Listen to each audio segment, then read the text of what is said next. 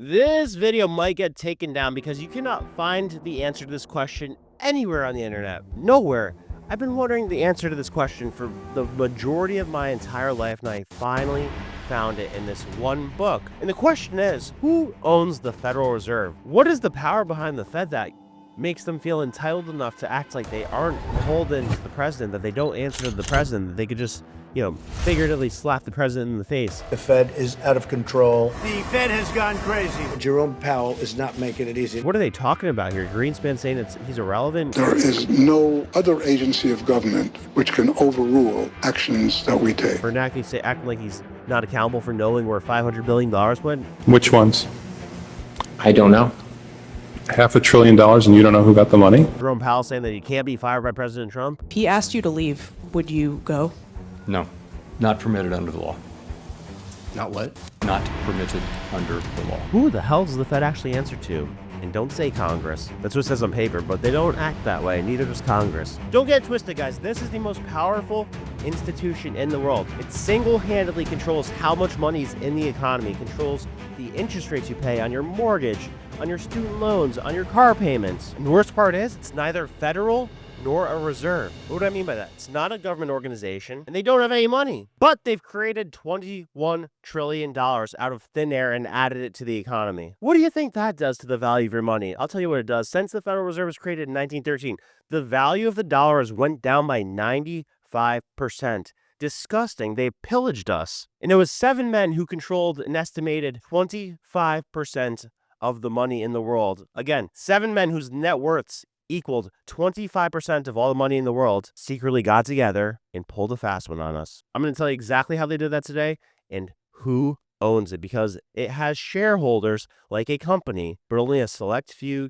get to own it. And that is who really owns America. So this is part 6 of a multi-part series, The Men Who Broke America. If you've seen part 1 through 5, you know that the United States has had 2 central banks prior to the Federal Reserve. Trump often points out how 1870 through 1930 was the most prosperous time in American history. Do you know the United States in 1870 to 1913, that was the richest period in the history of the United States. The Gilded Age, the Industrial Revolution. But Trump falsely attributes this to tariffs. He says because we used heavy tariffs back then and didn't have an income taxes, that's why we had massive economic growth. That's part of the equation, but he is badly mistaken if he thinks that's the full story. The biggest reason that we had the biggest period of economic growth from 1870 through 1913 is because we did not have a central bank. Now, people often speculate that the Rothschilds somehow own the Federal Reserve today, but don't back it up with anything. Mr. Rothschild, the Federal Reserve is one of these organizations that it's a private bank that was started by your family. I'm sure. But what's special about this video is that I have the receipts. I'm going to prove to you beyond any doubt that the Rothschilds do in fact own the Federal Reserve. One of the most impressive things about the Rothschilds is that over the span of 300 years, they all act in unison. It's not like a normal rich family where as each generation goes by, they deteriorate in their effectiveness and potency. They hold it freaking together. It's very impressive. I mean, if they weren't so sick, twisted, and evil, I'd, give them a round of applause, but they are vultures on society. It's crazy. So check this out. They fail with the first central bank in America. They fail with the second central bank in America. They fail with the Civil War attempt. Their next move is to create an American version of the Rothschilds that almost acts as an enemy to the Rothschilds. Does the name JP Morgan ring a bell to you? It's slapped on the largest bank in America today. You might have heard of it. So why do I bring up JP Morgan? Because JP Morgan's a critical piece of why the Federal Reserve exists today. But what if I told you that this guy who was supposed to be one of the richest men in the world, the men who built America. What if I told you that when he died, John D. Rockefeller was quoted as saying, so it turns out JP Morgan wasn't a rich man after all, because he died with roughly $80 million to his name, which is much less than everybody thought based on how he acted and the assets that he owned. Everybody thought he was this behemoth that was probably a billionaire at least. But what if I told you that he was just a front man the entire time? So check this out. Ready? So there's this guy named George Peabody who runs this financial firm in England, okay? And doesn't have any kids, so he brings on this guy named Junius Morgan to be his apprentice, basically. So there was this giant financial crisis in England in 1857. Almost every financial firm went out of business, except for Peabody and Morgan's firm. It was bailed out by the Bank of England. And according to multiple accounts, the Rothschilds were basically the shadow owners of the Bank of England because they bought a ton of British debt at the end of the Napoleonic Wars when they faked everybody out. See part 2 to see what I'm talking about. So there's a lot here. I mean, Morgan was like one of the main guys who was helped financing the Civil War. He thwarted Nikola Tesla when Tesla was onto these great, groundbreaking, revolutionary discoveries. Morgan was also the guy who bailed out U.S. banks when they would have financial crises. But the problem is that these financial crises were often not organic one bit, because the U.S. population was smart enough to know that the name Rothschild was dangerous. They were smart enough to know that the concept of a central bank was dangerous. All the way up until 1913, they knew this. They were very much against it. So how the hell did these guys pull a fast one on us and sneak a central bank back into existence? Here's how. So in 1907, there's this giant stock market crash, a bunch of bank runs, real 2008-esque type situation. And that becomes the launch pad for the Federal Reserve. It was a totally non-organic crisis. That's the problem. So check this out. Here's how they did it. Rockefeller, Morgan, all the usual suspects manufactured this crisis. Here's how. So you might have heard this in like 5th grade social studies class, the Knickerbocker crisis. Now don't worry, it's not some stupid musty old thing that I'm going to drudge up. It's actually demonic what happens here. So here's the rundown. Here's the situation that prompted this whole 1907 stock market crash and bank run. So you got this guy named Augustus Hines, real badass, and his brothers. They started from scratch, from absolutely nothing. They started this great mining company where they're copper manufacturers. They ran a company called United Copper, and they were doing it super cheap, super effective, super high quality. And the Rockefellers didn't like that because they were trying to have a monopoly in the copper market. And this United Copper Company was a threat to the Rockefeller Amalgamated Copper Company. So they just couldn't have that. You can't have competition if you're a Rockefeller. So they went to work and they start shorting the United Copper stock. Now, this is a normal thing. You know, like for example, today, Tesla is one of the most heavily shorted stocks in the stock market. If you're a big player out there and you want the price of a stock to go down, you short it, which means you borrow it without giving any money. You sell it for the current price it's at, anticipating that's going to go down. And if it goes down, you make money. But if it goes up, you got big problems because you have to buy it back at a higher price and you have to find those shares. And the reason that this drives the price of stocks down is because it's creating selling pressure. You know, it's like you're telling somebody you're borrowing something. In reality, you're selling it. So big money starts shorting this United Copper stock. So in response, these scrappy Hines brothers, they decide to start calling their friends and they try to do what's called a short squeeze. This is like what happened with GameStop, because GameStop was one of the most heavily shorted stocks in the market. These retail buyers, they started buy, which forced the price up and forced the people who were shorting it to have to go out and buy that stock from somebody so they could return it. So that's what these Hines brothers were trying to do this to the Rockefellers. Little did they know that the Rockefellers had gotten to one of their friends, one of their insiders that they trusted. They thought this thing was going to work out at first. October 15th, 1907, the price jumps from $40 to $60 in one day. So they're like, oh boy, we're about to blow out the Rockefellers. Look at us. We are going to be the new titans of industry. One of their closest allies named Morse betrayed them. He backstabbed them. He secretly dumped his shares on the market, undermining the short squeeze, which brought the price all the way back down to $36 and then reinforced the short sellers, and then thing plummets. By October 17th, just 2 days later, the price is down to $10 a share and bankrupts United Copper and these brothers. This guy, Augustus, dies at age 44, a broke man after being a rags to riches millionaire. But what happened here is that the banks that were attached to United Copper that had given them loans, company collapses.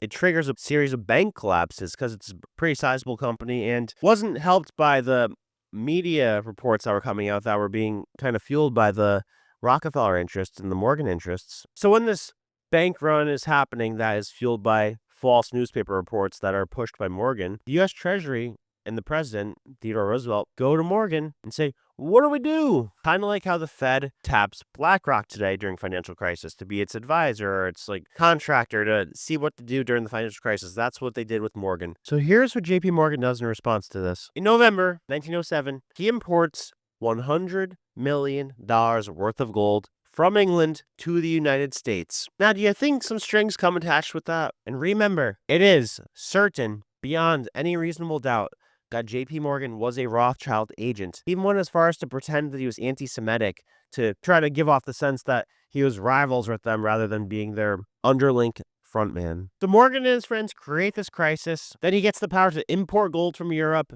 to America, gets the power to direct Treasury of the United States funds, and forced the Trust Company of America to hand over Tennessee coal and iron stock as a condition of its bailout. And it didn't even need a bailout if it wasn't for this manufactured crisis. So 1907 is the basis on which the narrative for the Federal Reserve starts to be pushed. I mean, Teddy Roosevelt creates this National Monetary Commission in 1908, which is why I hate him, amongst other reasons. He should be taken off Mount Rushmore and replaced with Andrew Jackson. But starts indoctrinating the schools with this stuff. They start having professors at Yale and Harvard and Princeton and University of Chicago talk about how we need a central bank, we need a Federal Reserve. And they were very strategic about using the name Federal Reserve because they did not want to make it sound like a central bank. They wanted to make it sound like a safety net.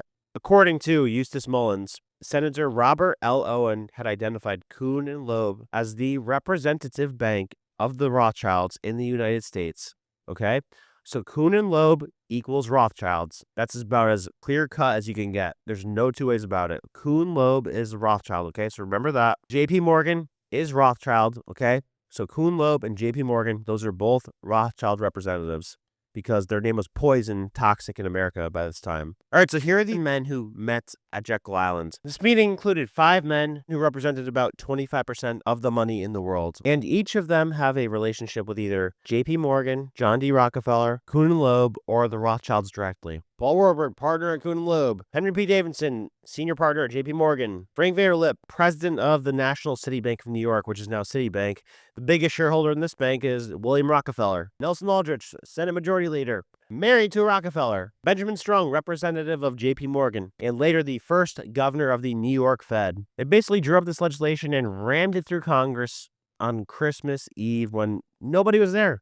It was called the Christmas Eve Massacre, and nobody had any idea how bad the ramifications would be. So as promised, here are the biggest shareholders of the Federal Reserve. And it paints a pretty clear picture. So in 1914, biggest shareholders, National City Bank number 1, with 30,000 shares, went on ahead to merge with Citibank, which is controlled by Rockefeller and Kuhn Loeb, so Rockefeller and Rothschild. Number 2, second biggest amount of shares, 21,000 for the National Bank of Commerce of New York City. So what's the National Bank of Commerce of New York City doing today? Well, it went on ahead and merged with JP Morgan and Company. So now today it's part of JP Morgan Chase. Number 3, First National Bank with 15,000 shares. Went on ahead to merge with Citibank in 1955. Then number 4 on the list was Chase National Bank, 6,000 shares, which eventually goes on to be part of JP Morgan and Chase. So, as you can see, the ownership of the Federal Reserve is split up amongst 3-4 different banks.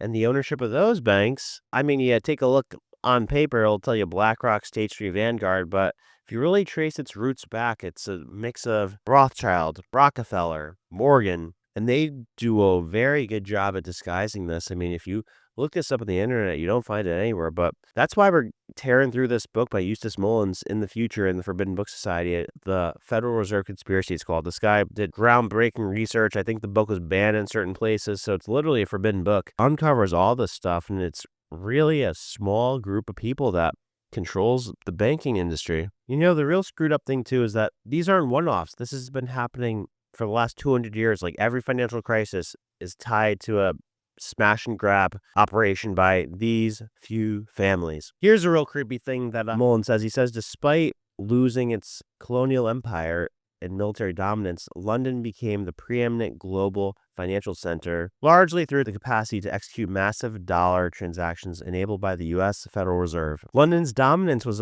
allegedly dependent on this American money machine controlled by London-tied institutions. The New York Fed, the most powerful branch of the Federal Reserve System, is allegedly primarily owned by banks with deep London connections, suggesting that decisions about U.S. monetary policy might be influenced externally. You really think it's Jerome Powell making these decisions? And the price of gold up until the end of the gold standard was set in London via a small group of banks. Now, if you don't think this is important to you, just think about how the Fed has affected our lives. Wages rise slowly, but stock prices and real estate prices rise quickly. They create bubbles because they keep rates too low, and then the stock market goes crazy, and then they increase rates too high, and then that makes everything come crashing down, and then they do a bailout after.